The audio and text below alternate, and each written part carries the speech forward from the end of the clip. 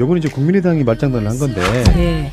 우리가 기본적으로 이명박근혜 때 그 정권의 인사가 마음에 안 들면 이제 네이밍하기가 있었잖아요. 당시 네. 뭐 S라인이네 고소영이네 뭐 여러 가지 네. 얘기가 나왔습니다만 네.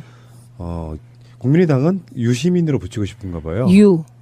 유명대학교 시, 시민단체 출신 민. 민주당 보훈 인사. 어머, 너무 좋은 거네요, 다. 그렇죠. 역시 유시민이 이름도 좋으니까 유시민 인사도 내용이 다 좋네. 뭐 유명대학 나온 게 뭐 그게 나쁩니까? 게다가 시민단체 출신, 아싸. 저도 시민단체 출신이고요. 그다음에 민주당 보훈 인사 당연히 해야죠. 참, 네. 그래서 유시민 인사는 요약하자면 잘한 것으로. 그건 이제 반대를 위한 반대. 그렇죠. 잘했는지 못했는지 낙인 찍어보려고 했는데 실패. 실패죠. 왜냐하면 유시민 인상이 요새 너무 좋아졌기 때문에요. 그분은 지금 뭐 거의 예능 프로에 나가는 전 정치인이자 작가. 저는 예능인 되셨어요. 예능인. 저는 조심스럽게 예측해 봅니다. 예. 2, 3년이 지나면 국민이 유시민을 불러낼 것이다.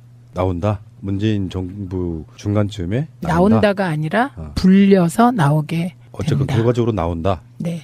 그런 욕망이 있는 분인가요? 아니요. 근데 왜? 그냥 제 감이요.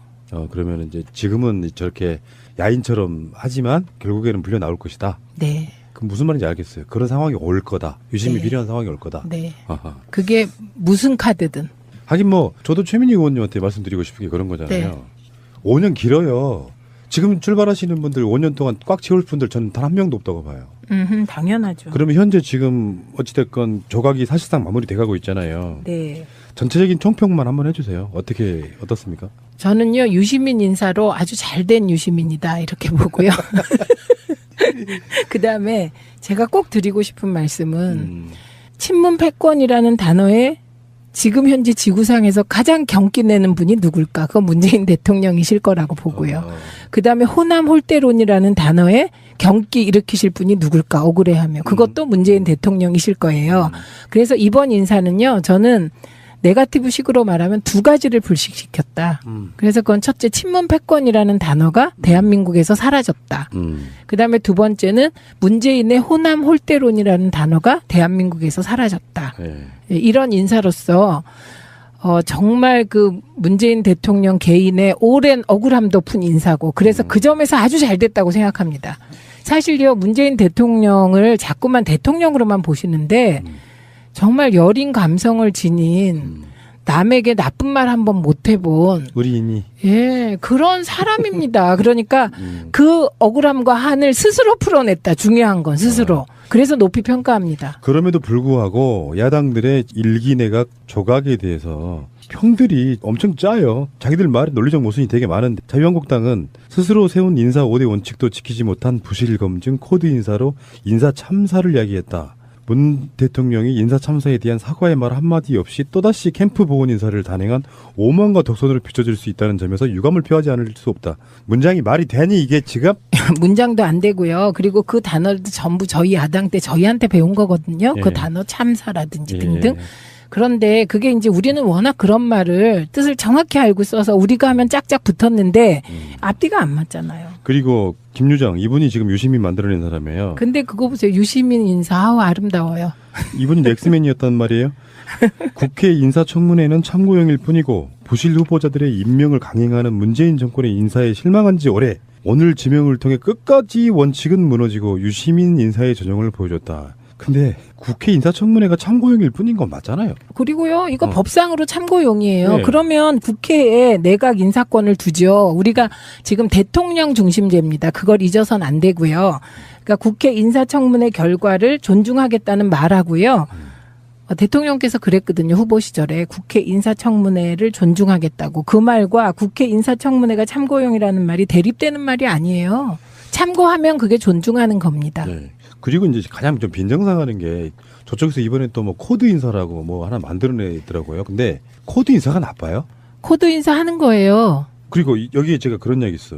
캠프 출신의 사람들 뭐 보훈 인사 자기들 같으면은 정권을 잡았는데 자기 정권을 만들려고 캠프에 들어와서 열심히 일하신 분들이 기본적으로 적격한 사람들이었으니까 캠프에 들어와서 일을 했을 거 아니에요. 당연하죠. 대통령의 국정 철학을 가장 잘 이해하는 사람이 캠프에 있던 사람들이고요. 선대위에 같이 하신 분들이고요. 그렇기 때문에 캠프와 선대위 중심으로 인사하는 게 당연하고요. 그리고 캠프 선대위의 50%가 민주당으로 채워졌잖아요. 그러니까 민주당 인사하는 게 당연하고요. 그건 보은이 아니라 그냥 순리라고 하는 거예요. 자기들도 나중에 그랬을 거면서 심지어는 임기 끝나는 말에 자기 캠프에 있던 사람들 무슨 공공기관장으로도 엄청 임명해가지고 임기를 문재인 대통령 끝날 때쯤 끝나는 사람들이 얼마나 많습니까? 아니 뿐만 아니라 박근혜 대통령 인수위원장 하던 분을 국무총리로 처음에 지명했잖아요. 그런데 그분이 비리가 너무 많아서 낙마하셨어요. 그렇죠. 네. 결과적으로는 지금 현재는 타겟이 김상곤 후보자가 채택이 됐기 때문에 송영무 후보자와 조대희 후보자가 이제는 마지막 키일 것 같은데 문재인 대통령은 임명을 강행할까요? 아니면 한 명, 두 명이라도 낙마가 가능할까요? 그건 여당의 태도에 따라 다르다고 생각하는데요. 제가 송영무 내정자는 그 쭉 청문회를 봤어요. 그리고 그분이 얘기한 서민들이 모르는 세계가 있다. 그 말도 동의하게 됐어요. 왜냐하면 그분이 한 달에 한 3천만 원 정도 자문료를 받았다는 거 아닙니까? 제가 그 이전에 다른 사람들이 어땠나 보니까 자문료의 내용이 3천만 원 수준이 아니에요. 달에 1억. 그래서 이분은 상대적으로 그 서민들이 모르는 세계에서는 그나마 좀 그래도 좀 예의가 있는 분이었다. 그리고 그 서민들이 모르는 세계가 정말 있다. 예, 그런 생각을 하게 됐고요. 그래서 상대적으로 괜찮은 분이다. 그 세계 속에서 사람을 뽑아야 한다면. 갑자기 네. 국방부 장관을요. 푸나님을 할 수는 없는 거잖아요. 제가 할 수 있는데. 어머 죄송해요. 대장 위에 있다는 병장 출신 아니겠습니까? 아 대위 출신? 이 실장도 할 수 있는 거? 아, 병장이 최고예요. 아. 대위는 한참 밑에 있는 대장 밑에 있고요. 대장 위에 병장이 있다니까요. 그리고 사실 문민 통제하는 게 맞아요.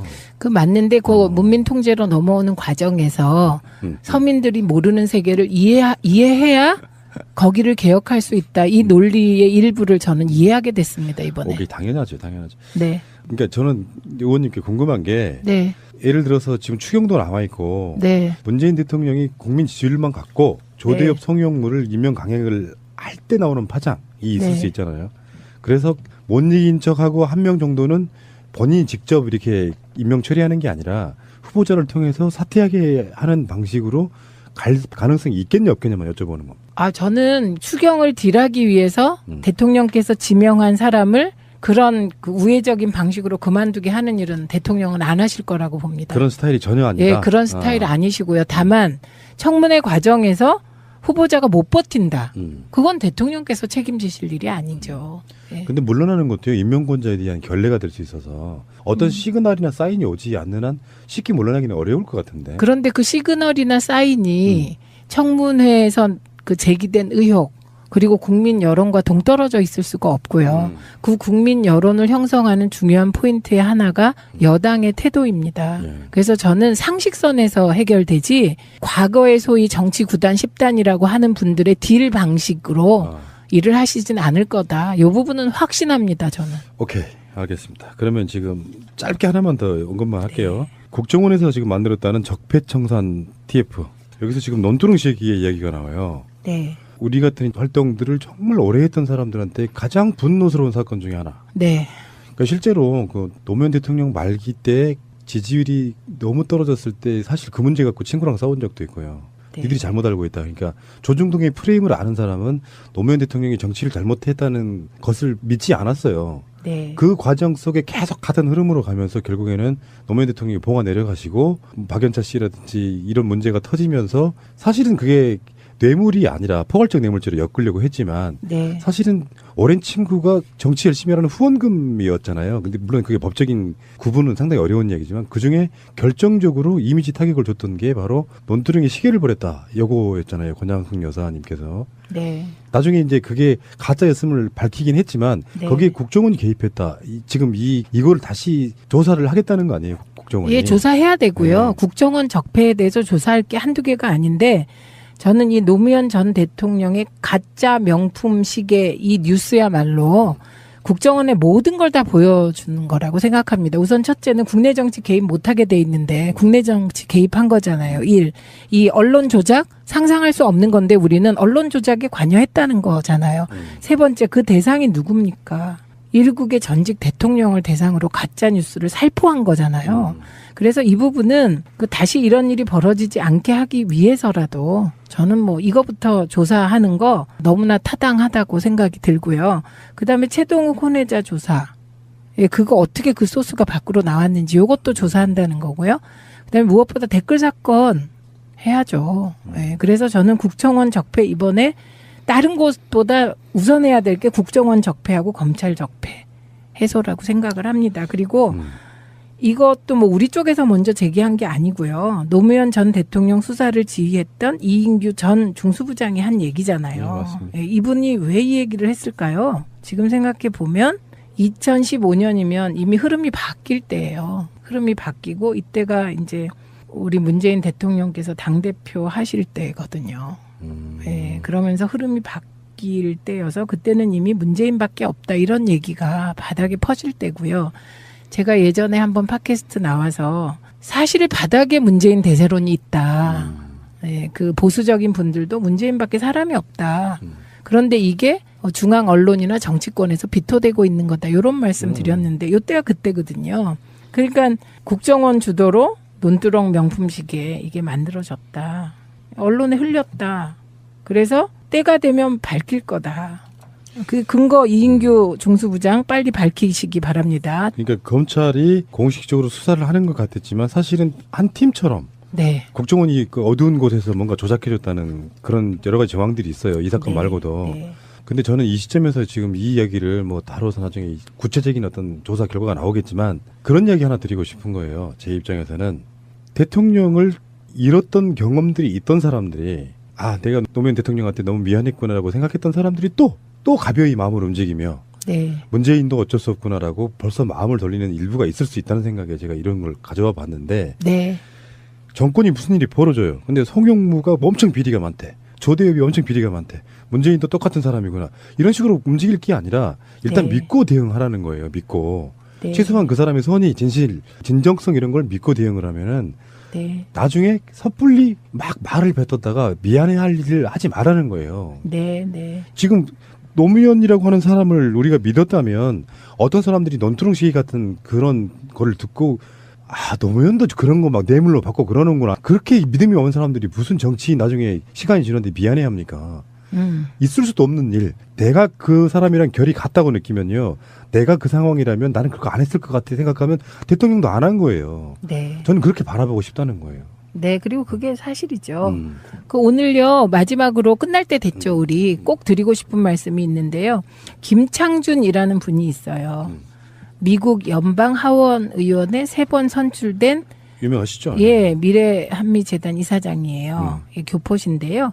이분이 문재인 대통령과 도널드 트럼프 미국 대통령 간 정상회담을 긍정적으로 평가하면서 표현을 어떻게 했냐면요. 북핵 문제에 있어서 한국이 주도권을 갖겠다는 문재인 대통령의 말에 대해 트럼프 입장에선 뿅 같다 할 정도로 환영할 일이었다. 이분 되게 보수적이신 분인데. 네, 보수적인 분인데 이렇게 얘기했고요. 그래서 정상회담 성공의 이유도 아주 심리적으로 분석했는데 첫째는 문재인 대통령이 우선 인상도 좋고 얼굴 패권 통했다 이런 말이고요. 중요하구나. 예, 그다음에 모든 것을 항상 웃으면서 친절하게 얘기하는 거. 그게 크게 작용했고 그다음에 중요한 게 우리 대통령께서 사실은 디테일에 엄청 강하시거든요.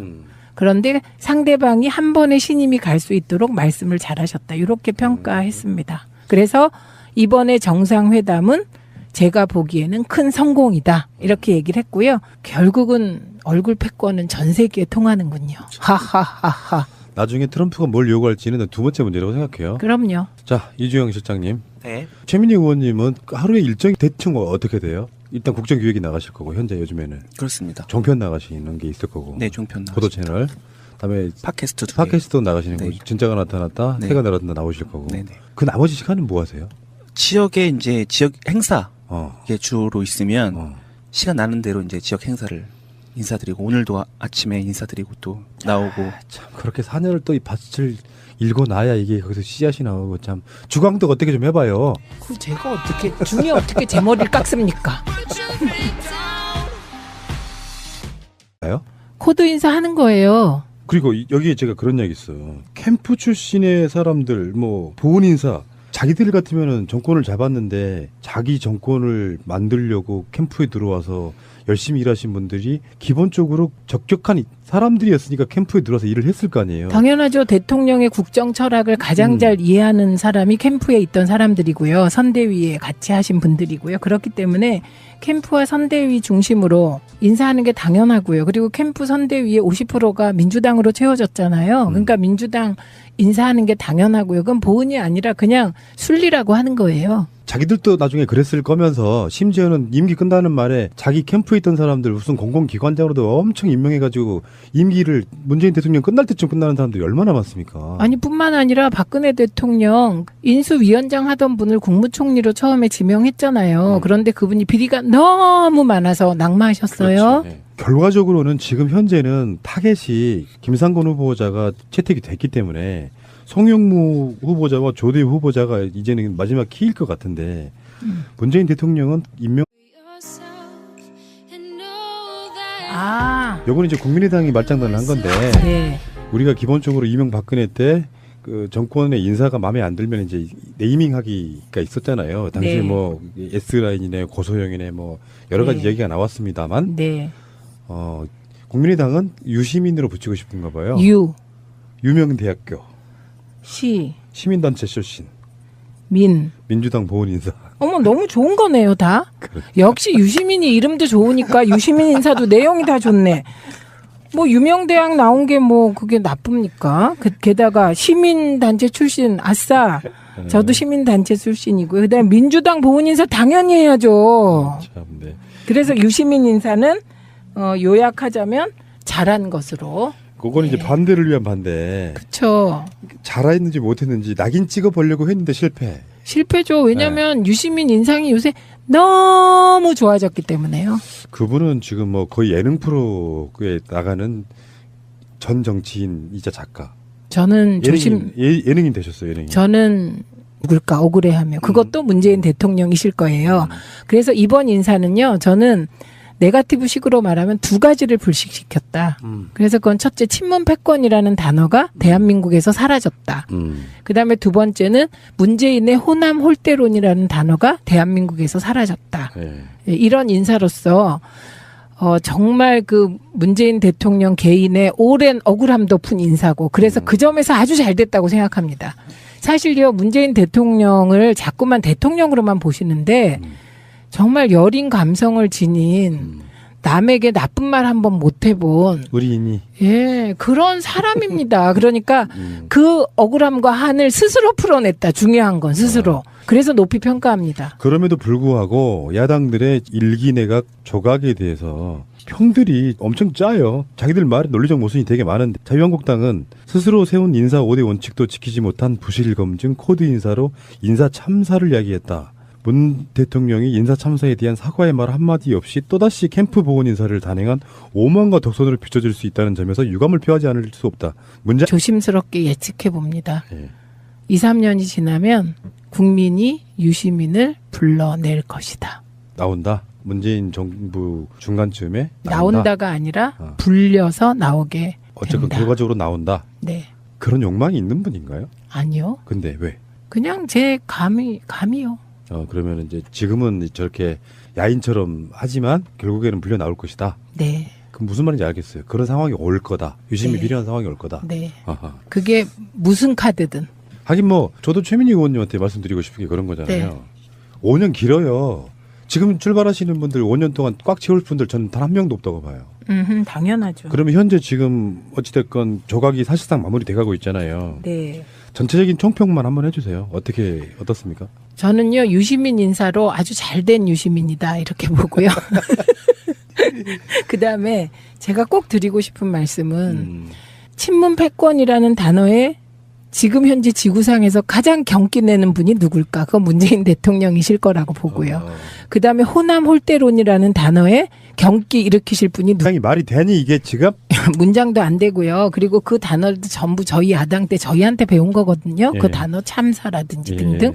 그런데 그게 이제 우리는 워낙 그런 말을 뜻을 정확히 알고 써서 우리가 하면 짝짝 붙었는데 앞뒤가 안 맞잖아요. 그리고 김유정 이분이 지금 유시민 만들어낸 사람이에요. 근데 그거 보세요. 유시민 인사 아우 아름다워요.